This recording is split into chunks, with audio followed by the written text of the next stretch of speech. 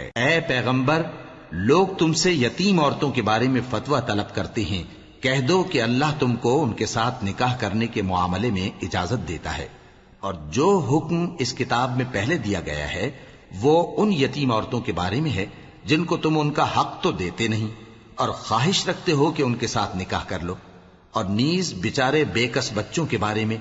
اور یہ بھی حکم دیتا ہے کہ یتیموں کے بارے میں انصاف پر قائم رہو، اور جو بھلائی تم کرو گے تو بے شک اللہ اس کو جانتا ہے۔ اور اگر کسی عورت کو اپنے خاوند کی طرف سے زیادتی یا بے رخی کا اندیشہ ہو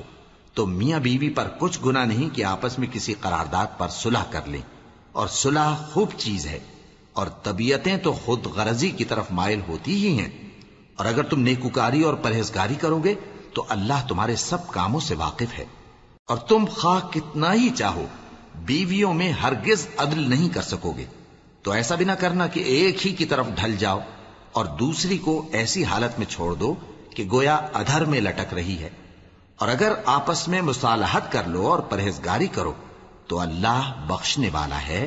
بڑا مہربان ہے۔ اور اگر میاں بیوی ایک دوسرے سے جدا ہو جائیں تو اللہ ہر ایک کو اپنی وسعت سے غنی کر دے گا، اور اللہ کشائش والا ہے، حکمت والا ہے۔ اور جو کچھ آسمانوں میں اور جو کچھ زمین میں ہے سب اللہ ہی کا ہے۔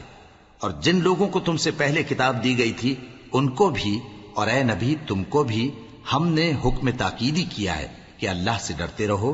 اور اگر تم لوگ کفر کرو گے تو سمجھ رکھو کہ جو کچھ آسمانوں میں اور جو کچھ زمین میں ہے سب اللہ ہی کا ہے، اور اللہ بے نیاز ہے، لائق حمد و ثنا ہے۔ اور پھر سن رکھو